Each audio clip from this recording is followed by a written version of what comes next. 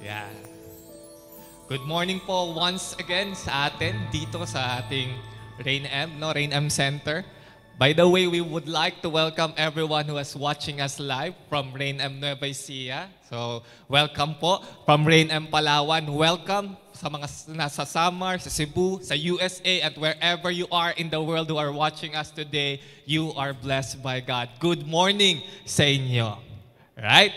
So, mga kapatid, I know it had been such ang daming pinagdadaanan no, ng mundo kung ano na nangyayari. No? Pero kaya patuloy nating pinagpapala, pero patuloy nating tinataas ang pangalan ng Panginoon. Because katulad nga ng ating pinag-aaralan ngayon sa ating series, ay minsan aayaw pero hindi bibitaw. No? Meron tayong mga bagay na aayawan sa ating mga buhay, no? Mga dapat tanggalin natin sa ating buhay.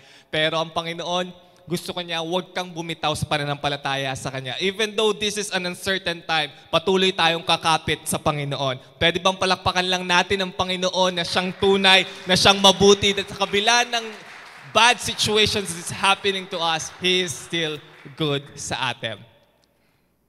So we will continue today on our series, no, I Quit. Right? So last week, tayo po ay pinag-aralan natin about complaining, no, sa mga reclamations, no, sa mga nagre-reklamo, mga nagra-rants, especially to those of authority. Nakatutunan po natin na hindi ito nakakatulong sa atin. Kaya itong mga complaining po natin, complaints natin, dapat ayawan na natin yan, kundi dapat patuloy tayo magpuri sa Panginoon right now. And today, pag-aaralan naman po natin another, no, mga dapat natin tanggalin sa atin in this season. Let's study today about I quit being insecure. Alright? I quit being insecure. Sino dito aamin insecure ka? Okay, syempre wala. Kasi insecure ka nga, ba't aaminin mo, no? So syempre, mahirap po sigurong aminin, no, na ikaw ay insecure. Pero syempre sa atin, no, as we observe, no, kadalasan kapag pinag-uusapan po ay insecurity, ang isa sa ating pamantayan kapag ang isang tao ay insecure, he or she is shy or timid. Tama po ba yung tipong lagi siyang nasa sulok, yung mga ganun, no? Yun yung lagi nating perception about insecure. Pero habang pong piniprepare ko yung preaching, no, I have discovered na hindi lang those who are shy and timid are the insecure people. Hindi lang yung mga tahimik, yung mga nagsusulok.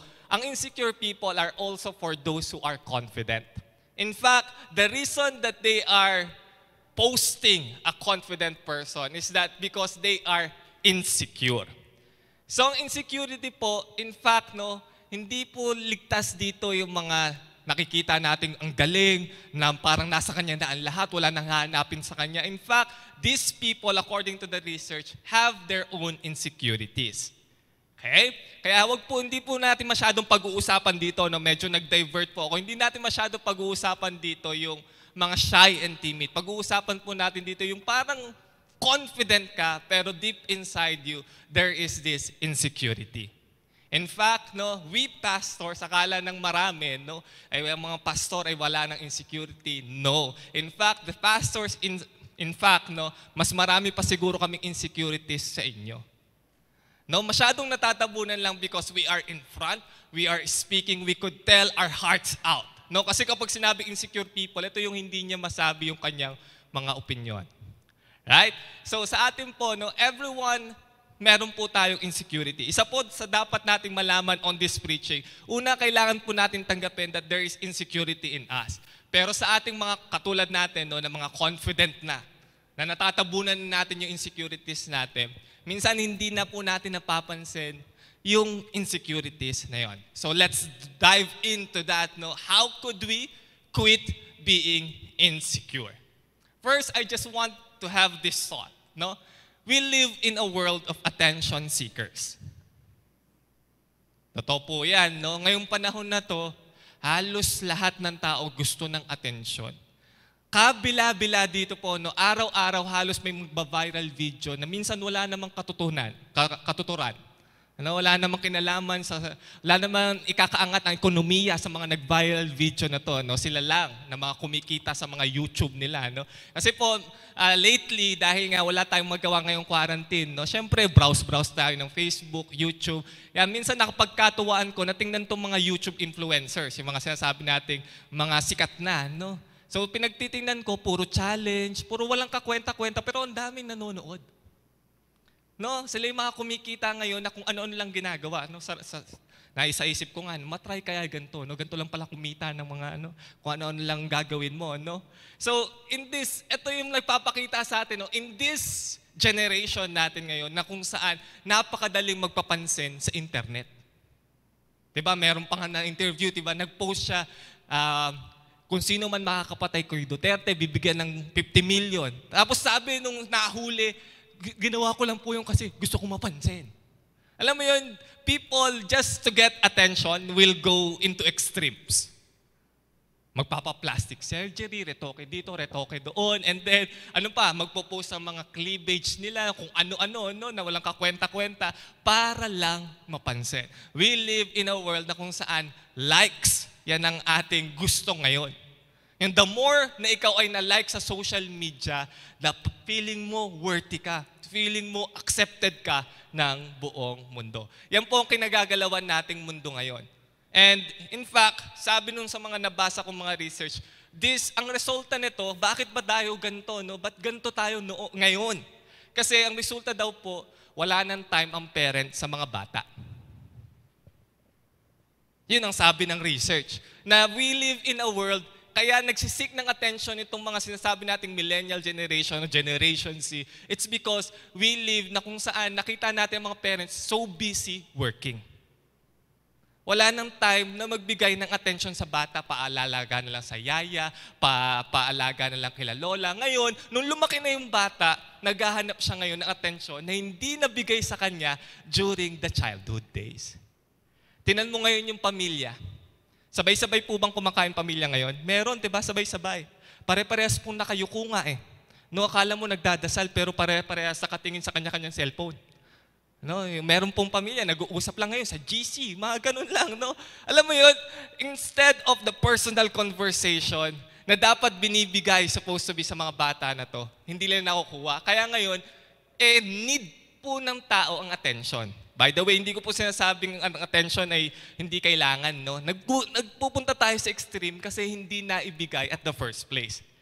At kailangan po natin siya. Attention is needed by everyone.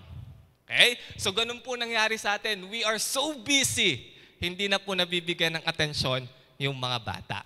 Okay? So the insecurity, doon po nagde-develop siya. As long na-feel ng bata, rejected siya, feeling ng bata, hindi siya wanted. Kasi po tayo, gusto natin mayroong magsabi sa atin that we are liked, we are wanted. Kaya patok na patok si Facebook, yung like niya. Feeling mo, wow, kahit isa, meron nagkagusto dun sa akin. Okay? Kaya tingnan niyo rin po ang generation natin ngayon. No? Ito, alam niyo to, itong game show na to. Yung The Voice. Yan. Sino po ba nag-audition dito? Yan, sa mga The Voice, no? Napanood niyo yan, no? Siguro sa aking assessment lang, observation, no? Isa ito sa isang pinaka-honest na game show. Kasi kumbaga, diba, bago ka makarating doon sa stage na kung saan magkukumpit na talaga, magdadaan ka muna sa tinatawag nilang blind audition. Ito yung kung saan ibabase ng mga judges ang kanilang, kung ikaw ay i-mentor nila, kukunin ka nila, base hindi sa mukha mo. Kasi kapag sabing sa TV, dapat mga magandang mukha. No? Pero si The Voice, tinanggal niya yung ganong na ibabase sa mukha, kundi binase sa galing ng taong nag-audition. So, diba, alam niyo po yung system, no? Nakakanta yung contestant and then papakinggan lang ng mga judges, hindi nila makikita kung ano ginagawa ng contestant na yun. Basta kung nasa nota ba, yun lang ang mahalaga sa kanila. Ngayon, they will hit the button if they want the person. So very honest, no, na buti pa to, no, hindi sa mukha, kundi sa skill talaga kasi singing contest naman siya eh. And everyone, siguro lahat ng contestant doon, no, isa lang ang gusto yung sinasabi ng judges na kapag pinindot ng judge yung button, I want you. Diba, no? Gusto kita. Ikaw, di ba, nagkakataon pa nga, di ba, na kapag lahat ng judges, pinindot lahat, nag-aaway pa yung mga judges, yung mga coach. Hindi, dapat dito ka sa akin. Kasi ganito, mas matetrain kita. Maganda yung pinagkakaguluhan, no? Sino naranasan dito yung katulad sinabi ni Joseph, no? Pinagkaguluhan ka na. Oh, dito, pinagkaguluhan ng mangungutang, no? Sunod na dumarating sa'yo. Masarap siguro yung pakiramdam na yun. Lahat sila gusto ka. Oh. Ikaw na lang ngayon, no? Choosy ka pa. Ito, gusto ko kasi siya idol ko. Diba? Meron kang option. Pero isa sa pinakamasakit dito, alam nyo, sa part na to, paano kung walang tumalikod sa'yo? Walang nag-hit ng button sa'yo during that time. Diba? Ibig sabihin nito kung sila nag-hit ng button, sasabihin nung chair, I want you. So kapag wala, sabi doon, nobody wants you. So ito ka ngayon, binigay mo lahat dun sa audition. Lahat ng kaya mong gawin. Pinaghandaan mo mabuti. For years mong pinaghandaan yung kanta mo. Tapos sabi sa'yo doon, nobody wants you. So uwi ka ngayon, luhaan. Alam nyo, etong sa The Voice na to, most of the time, ganito ang buhay natin. It's a reflection of our life. We are auditioning for someone to hit the button. Maybe those who sit on the chairs are not the judges na nagsising. Maybe those who sit on the chair is, yung isa doon, parent mo. Sisipagan ko. Kasi gusto ko, mapalakpakan ako ng parents ko, maging proud ang parent ko sa akin. Diba for all of our life, we are auditioning just for someone to hit the button. Susut ako ng maganda para magustuhan ako yung crush ko sa school. You want your crush to hit the button. Kasi gusto mong marinig yun. I want you. Post ka ganito sa social media, yung pinakamaganda mong post, selfie, kasi hinihintay mo isang tao na mag-heart reaction. You want people to hit the button because you want that word, I want you. Ang hirap naman siguro mabuhay sa mundo na to, no? Na nobody wants you. But you know what's bad to this? Is that you live your life based on the judgment of other people sa'yo. Kung sino-sino ang pinapaupo mo doon sa judge seat, na para sila ay mag-hit ng button, pinapaupo mo si parent mo, pinapaupo mo si crush mo, pinapaupo mo yung idol mo. And you want to be liked by them. Pero ito yung hindi mo na-realize. Someone in heaven had already hit the button for you. You don't need to sing a single syllable because He already hit the button. He already said, I want you. Pero hindi. Mas visible kasi si parent Mas visible kasi si crush Mas visible kasi si boyfriend Mas visible kasi si wife saka si husband. Si God, I know on John 3:16, He said, for God so loved the world. Siguro, mahal niya nga lahat, pero baka hindi niya ako gusto. Right? Kaya doon po na-develop ang insecurity. You know what I found about insecurity? Sabi doon sa isang definition ng psychologist, ang insecurity daw refers to a profound sense of self-doubt, a deep feeling of uncertainty about our basic worth and our place in the world. So ito pa lang insecurity, no? Kumbaga, nagdududa ka sa sarili mo. Because sino ba naman ang mas kilala ang sarili mo kundi ikaw lang? Pwedeng kilala ka ng kaibigan mo, pwedeng kilala ka ng parent mo, but I know, mas kilala mo ang sarili mo kesa sa kanila. At ang nakakatakot doon, alam mo sa sarili mo yung mga bagay na hindi mo gusto. Mas kilala mo, ay magagalitin ako. Ayaw mo yun. Siyempre, ito yung perception nun Ayaw ko na magagalitin ako, how much more sila?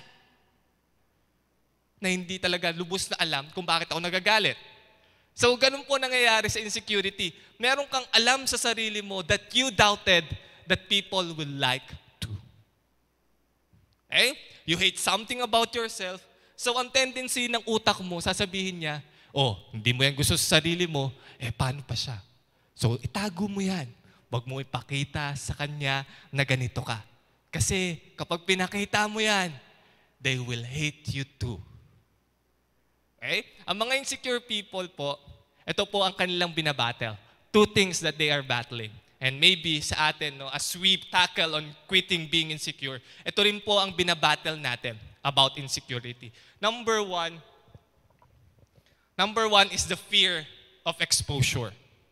Okay?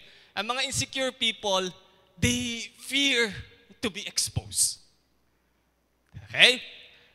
Kaya gumagawa sila ng lahat ng paraan to cover all of their flaws, all of the things that they hate about themselves.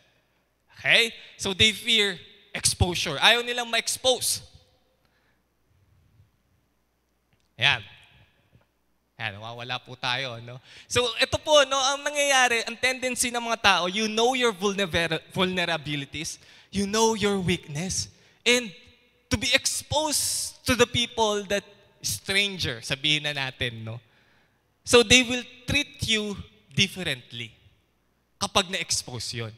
Siyempre, diba, for example, in our society, we want to be socially acceptable, no? So ano ginagawa po natin to be socially acceptable? Maging mabait, no? Pakita mo na hindi ka naiinis, pakita mo na ikaw ay masarap kausap, pero deep inside yourself, parang napaplastikan ka, hindi ako totoo, pero kailangan kong gawin to.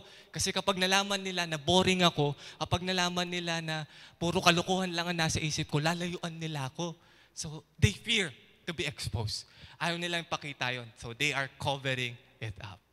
Yung one side, one extreme, yung sinasabi ko sa kanina, instead of socializing to other people, they will just withdraw. Ayoko na makisalamuha sa tao. So, meron naman, the other extreme, papakita na confident siya, na ayos siyang kausap. Pero hindi pala. Tinatago lang nila, ayaw niya ma-expose yung weakness niya. Ayaw niya ma-expose yung vulnerabilities niya. This is the case for Peter. Okay? Ito po ang case ni Peter. Nung una kong binabasa storya ni Peter, para sa akin si Peter lang ay outspoken. Ito ba? Yung may maisip, sasabihin. Pero deep inside, when you study Peter, Peter is an insecure person. Insecure po siya. Gusto niya lagi siya yung tama. Gusto niya siya yung laging kasama ni Jesus. Gusto niya laging may approval ni Jesus. Kaya siya, among the 12 disciples, siya yung laging outspoken. Kasi para sa kanya, ang worth niya lang is yung ma-recognize siya ni Jesus kapag narinig siya ni Jesus. Kaya pala ang una niyang name is Simon, na binago ni Jesus na Peter. Because Simon means heard by the Lord. Siya, hindi, Simon, gusto niya laging marinig ng Panginoon. Instead of, kaya ang Panginoon, pinalitan ng kanyang pangalan to Peter, you are a rock. Kaya tinan nyo, si Peter ngayon, gusto niyang patunayan kay Jesus Christ, I'm a rock talaga. Si Peter yung tipong, kapag sinabi ko, gagawin ko, Lord, bato ko eh. Sabi mo, bato ko eh. Ikaw nagsabi niyan, ikaw nagpangalan sa akin yan. So I must live with your expectation, Jesus. Ganun po ang mga insecure people. Binigyan ng expectation ng isang tao, alam niyang hindi niya kaya. So magpo-portray ng image. Kaya ko yan, bold ako. Susundin ko yan, I'm confident.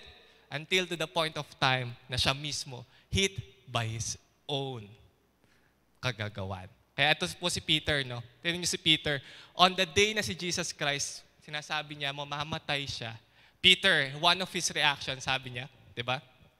Peter said to him, even if everybody else abandons you, I never will. Di ba? Tindi, no? Parang apaka-loyal nitong si Peter. Gusto kita, Peter. But deep inside, what Peter really wants is that, Lord, kaya ko ba yun? Because just imagining, no? Wala kasi sa Bible yun. No? Ini-imagine ko lang. Deep inside siguro ni Peter, hindi, kailangan ko. Si Jesus Christ lang nagpahalaga sa akin.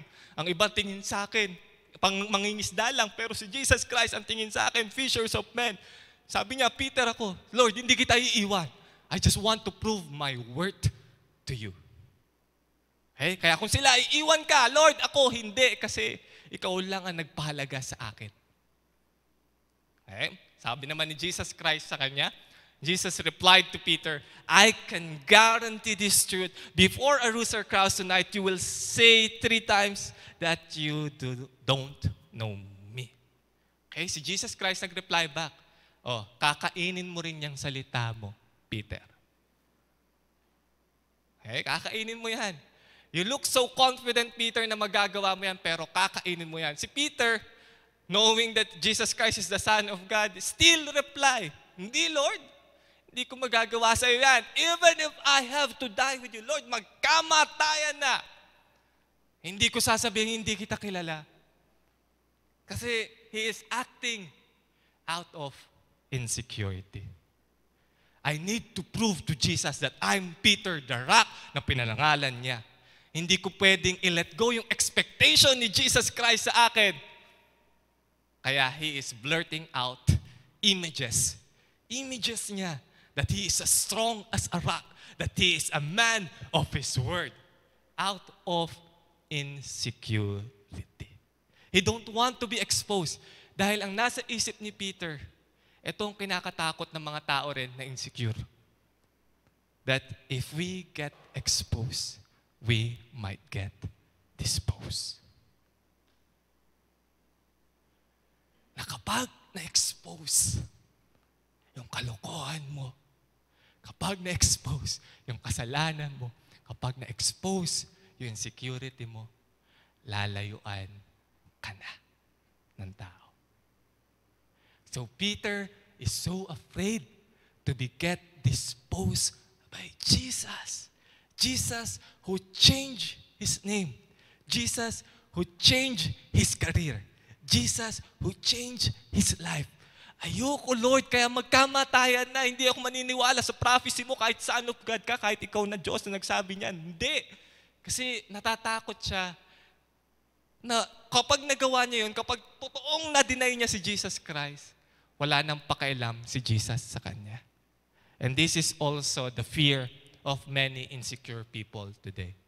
We do all that we can. Effort tayo para mapansin, to be wanted, to be always liked by people. Because in our mind, kung hindi ko gagawin yun, baka isang tabi na lang ako, itapon na lang ako, basta-basta, iwan na lang ako. That's the fear of insecure people. Kaya mga kapatid, be careful how also we treat one another. Kaya sabi ng Panginoon, let's love one another, let's carry the burden of one another. Because deep inside of us, in our hearts, merong ganyan. We are afraid of being disposed by people. Kaya we do all we can to perform. We do all we can to meet their expectations. Kasi baka one day, kapag nalaman niyang hindi mo kaya, kapag nalaman niyang nangihina ka na, pagod ka na insecure ka, iwan ka na lang niya. Let me tell you, this may be true to some people. People, kapag na-expose ka, yung kahinaan mo, yung mga insecurities mo, they may dispose you. But praise be to God, that is not the case for our Lord Jesus Christ. Si Peter, diba nung na-deny niya si Jesus Christ, it happens. Sinabi ni Jesus Christ, you will disown me, and it really happens. Ano ang naging unang reaction ni Peter? He go away, and then bumalik siya sa dati niyang buhay.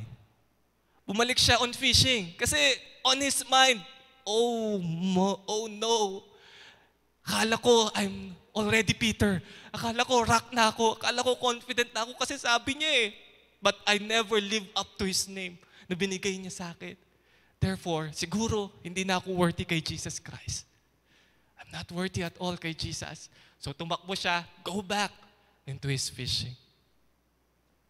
But praise be to God, when you get exposed to Jesus Christ, all your weaknesses, hindi ka niya i-dispose. In fact, nung nag-resurrect si Jesus Christ, may special mention si Peter.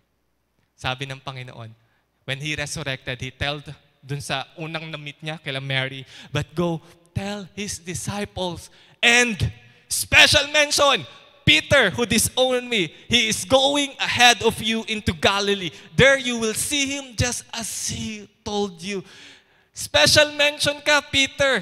Ikaw, akala mo, dinispose ka ng Panginoon. Akala mo, wala nang gamit sa iyo ang Panginoon. But God says, I will not dispose you. You have a special mission to fulfill, Peter. Hindi porket lumabas ang insecurity mo, lumabas ang weakness mo, nag-fail ka sa Panginoon, God will dispose you.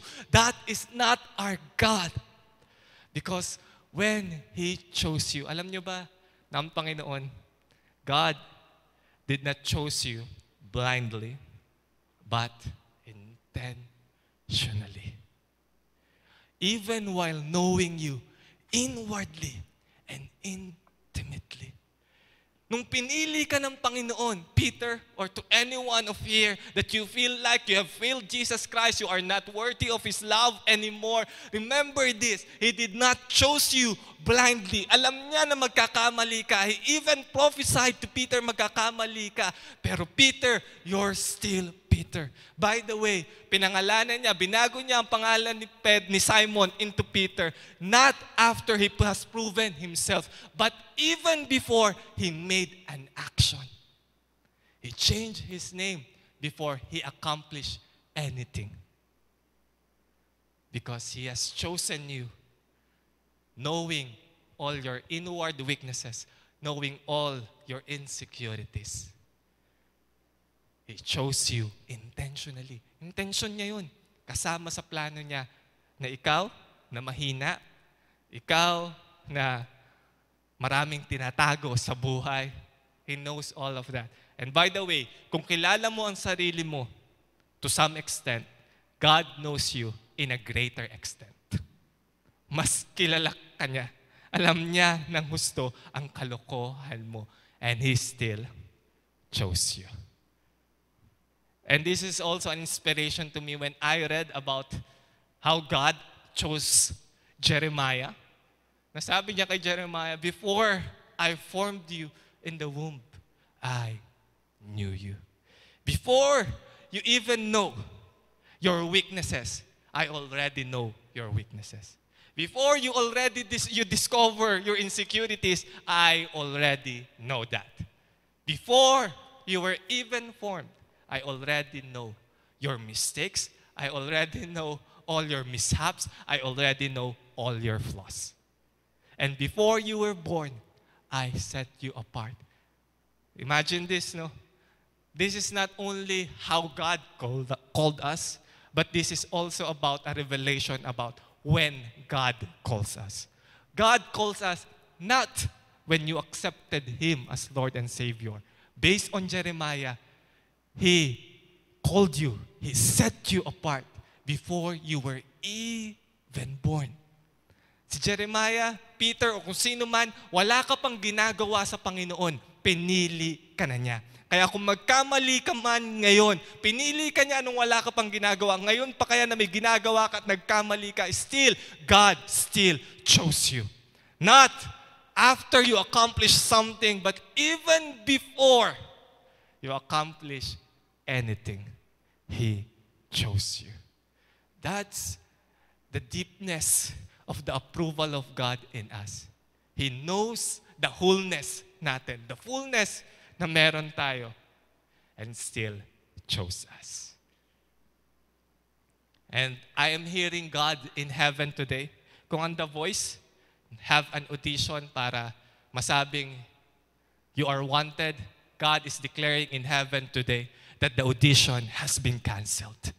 The audition has been canceled. You don't need to perform for the approval of people because in heaven, someone is sitting there hitting the big button and the button that really matters in life. He said, I want you. I chose you. You are mine. I know all your flaws. I know all your mistakes, but still, I want you. The audition has been canceled, my friend. You don't need to fear to be exposed. You are already exposed to God. Kung baga ganito, no? Wala nang audition, may nanalo na. Panalo ka na sa Panginoon even before you do anything for Him. If you think that God will love you more if you do more for Him, then that's wrong. God already loves you even without you doing anything about Him. The audition has been canceled. Stop performing for others' people's approval. Yung the big one, Jesus Christ, God our Father in heaven, already wanted you. He knows all about you and still wanted you. So don't be afraid. Amen ba doon? Pwede bang palakpakan lang natin ang Panginoon for that big yes, for that big want ng Panginoon sa atin. I am wanted by God. I am loved by Him, knowing fully who I am.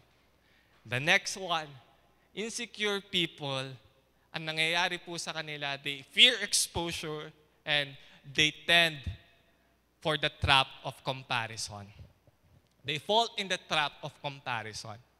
Insecure people, hindi po sila natitigil lang to be exposed. Ang insecure people, pinagbabasihan nila ang ibang tao, ang buhay ng ibang tao para sa kanilang own approval. Okay? And nothing can kill contentment and feed insecurity more than comparison. When you compare your life to other people, then mas lalo mong pinifeed ang insecurity mo. Because every now and then, you will find people who are better than you. You will find people richer than you. You will find people more intelligent than you. Okay? And today, in our generation, mas mabilis po nitong nafe-feed ang ating insecurity. Because ngayon, just by looking at your mobile phone, click mo lang yung isang app. And then you are now entering the world of comparison. No? Buksan mo lang si Facebook, buksan mo lang si IG mo, in just 1 minute, you will feel insecure. No, kikita mo, ay, buti pa sila nakakapaglibot ngayong quarantine. Ganun, no? Buti pa sila. Naku, may pera ngayong quarantine. Buti pa sila kumikita ngayong quarantine, yung online selling ko. Hanggang ngayon, page pa rin. Yung mga ganun, no, nakikita mo eh. Kaya, just by looking on the Facebook, because sa Facebook, social media, para sa akin, it's a world of fantasy. People will only post yung mga magagandang bagay nila on social media. At akala mo, yun na ang buhay nila. Wow, buti pa sila. Hindi mo nakikita yung kanilang mga backstory. Hindi mo nakikita yung kanilang mga backstage days. Na nakikita mo lang yung mga spotlight days nila. Dahil wala namang magpo-post sa social media ng mga kalokohan lang nila. No? Ayaw natin nun. Ikaw, tinitingnan mo, pinagbabasihan mo, malungkot ka ngayon, depressed ka ngayon, buti pa sila masaya kasama pamilya. Di mo alam, ngayon lang yun, nakapag-reunion after 10 years. No, saka mo nakita yung post. Nagkataon lang na nakita mo, pero hindi mo alam na sila din nagsasuffer from the same loneliness that you are suffering today. But you think, because nakita mo, ayos ang buhay nila, you think everything is going well in them. At ikaw lang nag-iisa sa mundo ang ganyan. Ikaw lang nakakaranas niya na Kristiyano na medyo tinatabangan sa Panginoon. Buti pa sila ang apoy. Buti pa sila ang daming ginagawa sa lifestyle nila. Ako ganito lang. Alam mo yun, no? Hindi lang ikaw nakakaranas. You are just seeing a part of their life. But you tend to compare.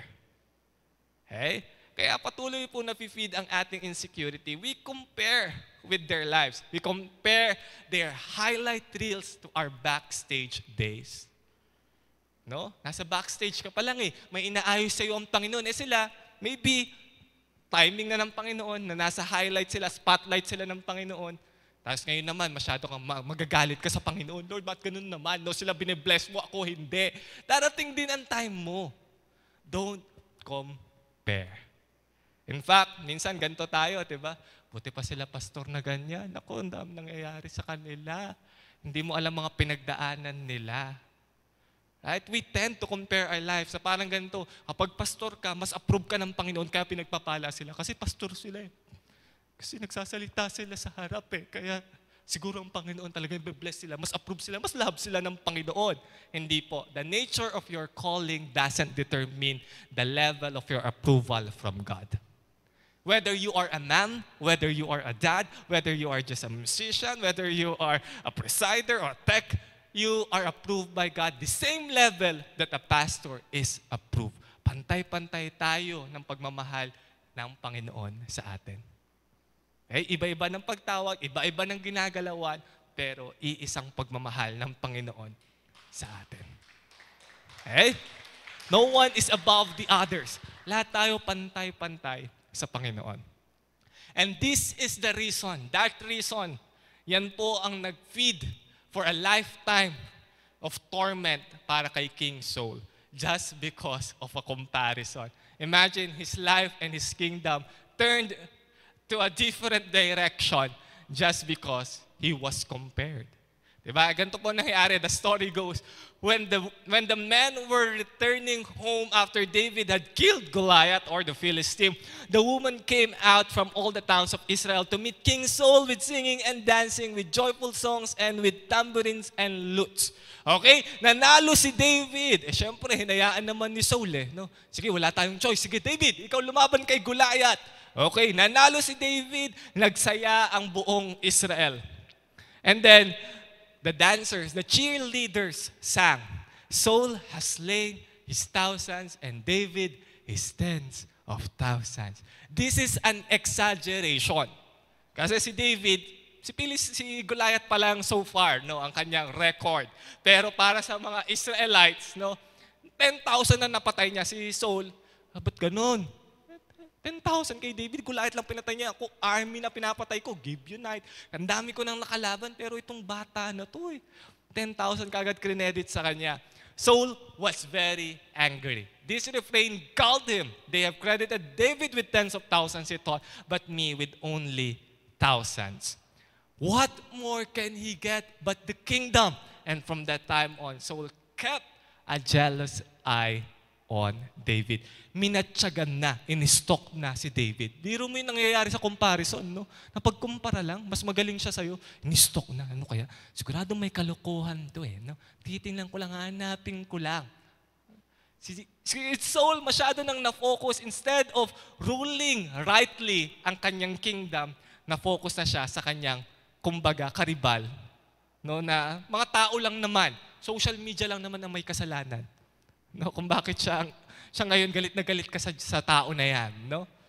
Si Saul, masyadong na-absorb. It's because na-feed ng masyado ang kanyang insecurity. Para sa kanya, oo nga, pang 1,000 lang ako, pang siya 10,000 ako, mas gagaling pa to, mas uhusay pa to, kaya ngayon pa lang dapat patayin.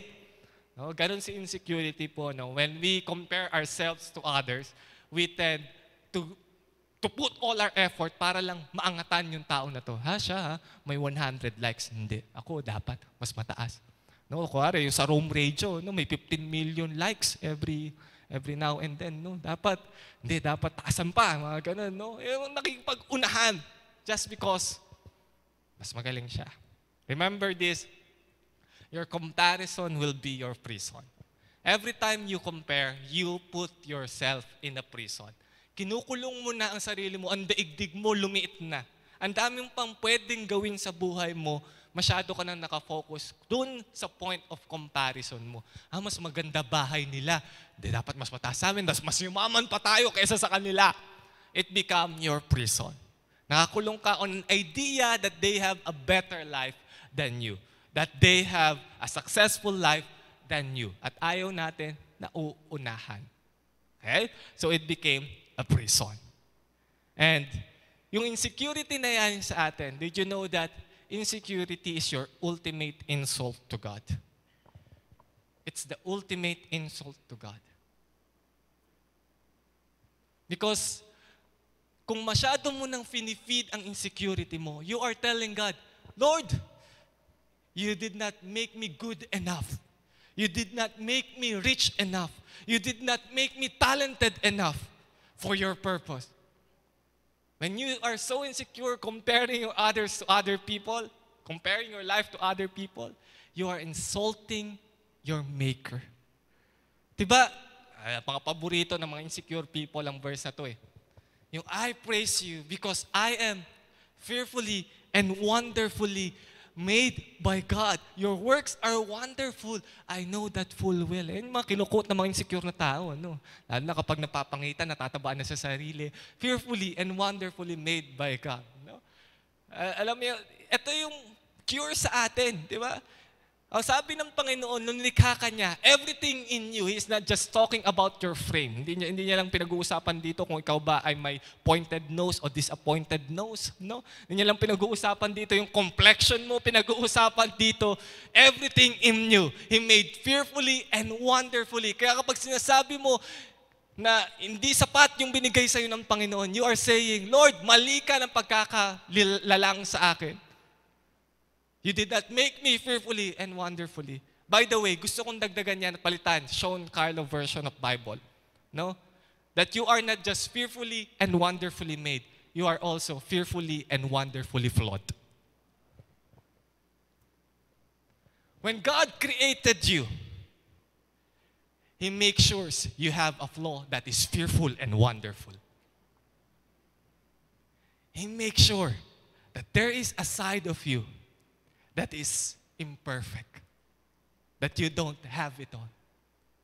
You are not just fearfully and wonderfully made, you are fearfully and wonderfully flawed by God. Really, God did not make you into a perfect person you are perceiving, because that's the room for His grace. If you are perfect in your own perception, then you will never need God's approval. Kaya flino ka ng Panginoon, hinayaan niyang merong kang insecurity, because that's part of His design. Gusto kong i-share sa inyo to. God makes sure you have the perfect imperfections so that you could only be perfected in Him. What I called sa ating imperfection, I call it perfect imperfection by God.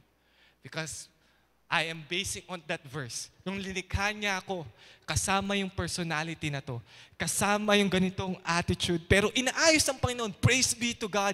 Pero, yes, I am fearful na ma-expose, but at the same time, I am thankful to God na hindi niya ako nilikhang perfect, because I could find my perfection through Him. Yung imperfection ko draws me more to my Creator. Draws me more to the grace of God that He had in me. Remember what God said to Paul? When Paul is asking to remove this flaw, Lord, alisin mo tong thorn sa akin. God said, my grace is sufficient for you, because that weakness is a room. That insecurity is a room for God's power to be perfected in us. So our insecurity ay hinayaan ng Panginoon as an open door for His grace, so that you will be needing Him at all time. Don't compare yourself to others. Whatever they have and what you don't have, what you have is enough, because that's all God wanted. That's all God wanted.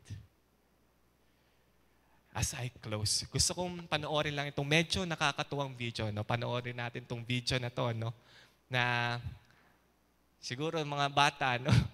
Na makaka-relate dito. Maalala nyo siguro childhood nyo dito. No? So sige, let's just watch this video. It's a good feeling video lang. No? What are you doing?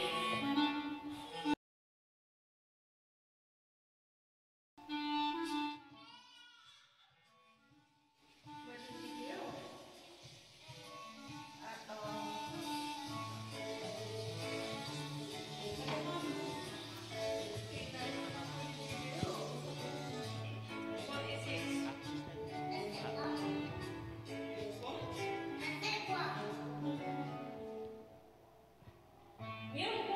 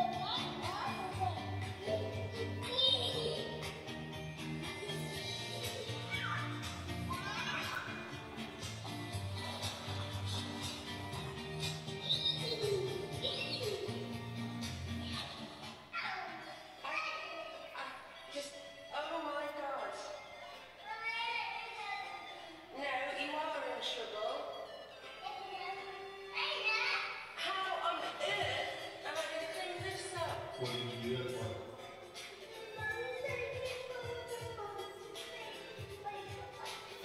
did Mama say? Mama?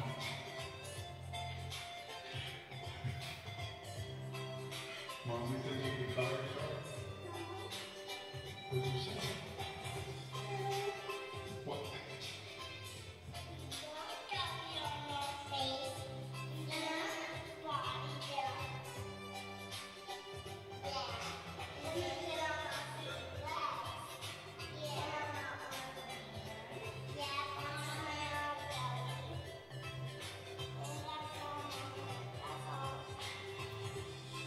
What are you doing? What is this? Oh my God, sweet. We literally have to go get your sister in like 10 minutes, dude.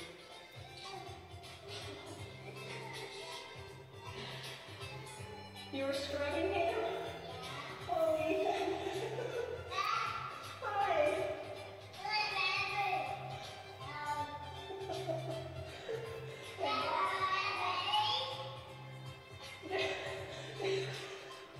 Does it feel good? Yeah?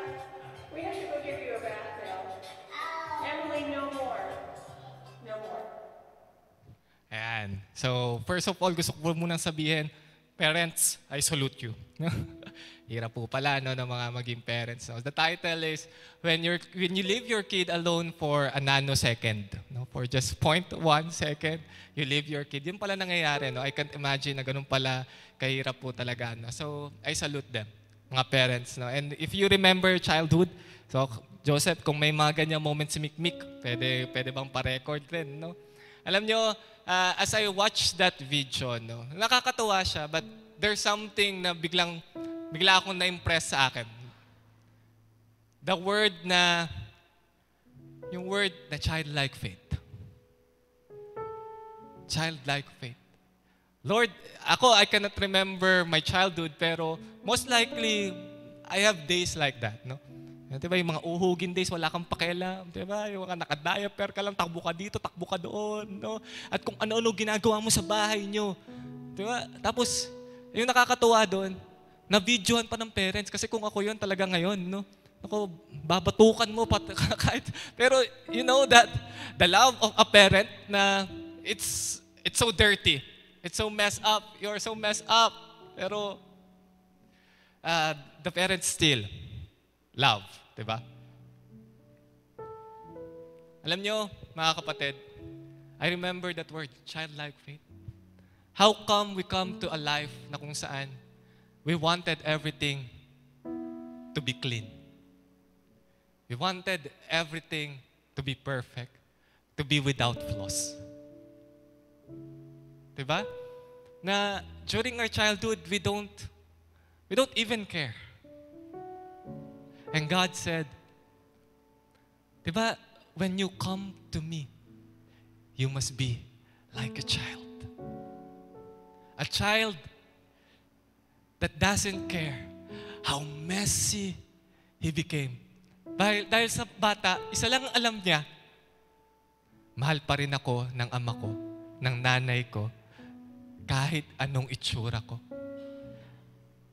Even though I get dirty, playing, I get dirty just doing stuff. But I know at the end of the day, hindi ako itatakwil ng magulang ko. I want to leave this to you. Maybe you are feeling insecure today. I want you to know that no matter how messy you get, no matter how many insecurities you may have, no matter how many flaws you will have, kahit gaano ka nakadumi, I want you to remember this. God still love you. God will still embrace you. And God still want you. Gusto pa rin kita. Hindi pa rin kita itatakwil. And the most of all, no matter how messy you get, God will still choose you. Ikaw pa rin ang pipiliin ko. Kahit gaano ka kalugmok sa kasalanan, I will still love you. Kahit ayaw na sa'yo na maraming tao, I still want you. God is saying to you today, you are still chosen. You are still loved. You are still wanted. No matter how messy you get, no matter how many insecurities you will have, He still wanted you. All of you. God doesn't just, ito pipiliin ko, selective love, na ito lang side mo ang pinili ko, itong side mo na useful, itong side mo na productive. Hindi. God wants it all. All of your mess, everything in you, all of your flaws, God will still choose you with that, everything included. You're a package. At kasama sa package na pinili ng Panginoon is all our mess and it's all our insecurity. This is your identity in Christ. Your identity is not what you do. Your identity in Him is what He told about you. I want to leave you with this. I quit my insecurity because I found my identity. I have still insecurities. Yeah, but I know who I am. At the end of the day, I am still His son. You are still her daughter. And no matter how messy I get, no matter how dirty I am, there's nothing that will change God's mind about me. He already named me His child. He already chosen me to be His ambassador and representative here on earth. And there's nothing I can do about it. You are fearfully and wonderfully made and flawed by our God, our Creator. You are secured in your identity in Him. Let me pray for you. Father in heaven, let these words remain in the hearts of your people. That, Lord, your love and your approval for us is not according to what we could do or what we could accomplish in life. Father, let it be reminded to us today that your love is so deep, so wide, that, Lord, no matter where we are, no matter how messy we get, Lord, your love will overflood us and flood all our dirts, cleanse us from all unfilthiness. Panginoon, maraming salamat. You are the one who loved me the most.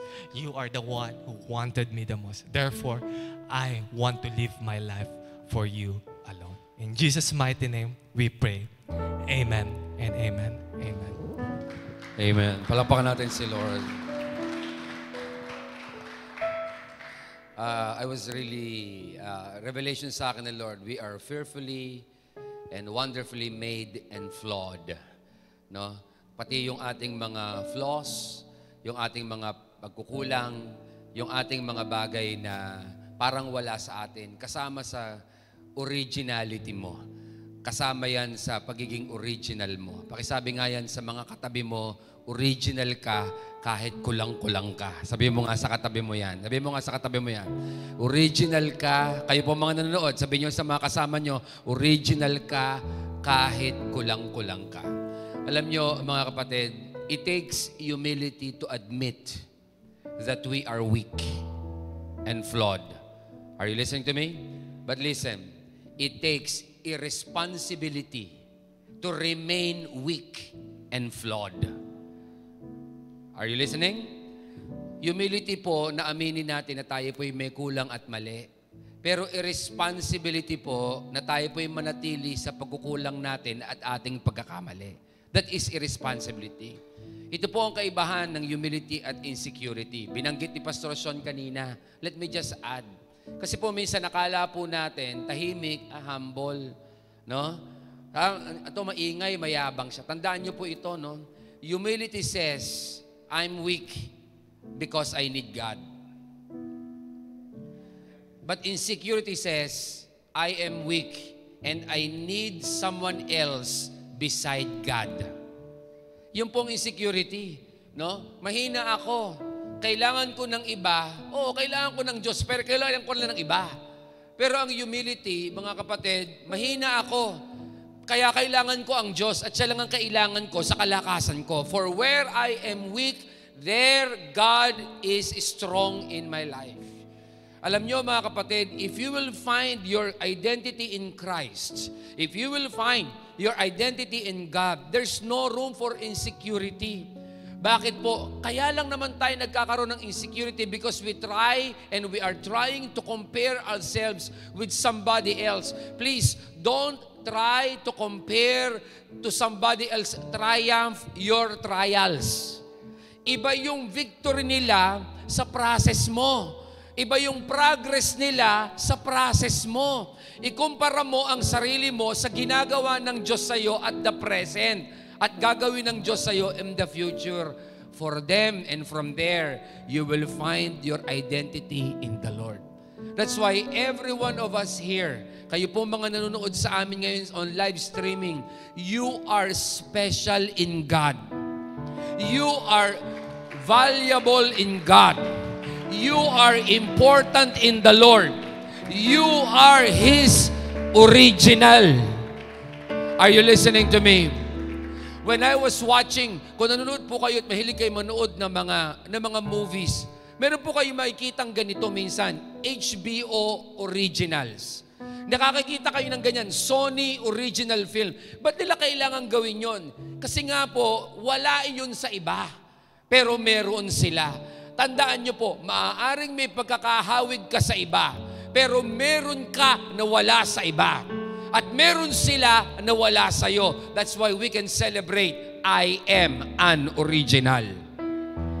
No? Can you just say that? Can you just shout that, I am an original? Can you just write down on your comment box and say, I am an original? That's why I quit my insecurities. I quit being insecure. Alam niyo mga kapatid, ako, yung pagiging original, no, mga kapatid, i-celebrate mo. Ano ngayon kung maliit ka? Ganda na sinabi niya, ano ngayon kung pointed nose ka at disappointed nose ka? No? Parang nagpatama lang siya doon, ano? Ano ngayon kung sila ay tall, dark, and handsome, ikaw ay small, dark, and dark. Ano ngayon? Kasi God has created us that way. Pero alam nyo po, pag pinaikot nyo po ang mundo nyo sa ibang tao, mai-insecure ka. Pero pag pinaikot mo ang mundo mo sa Diyos, you are secured.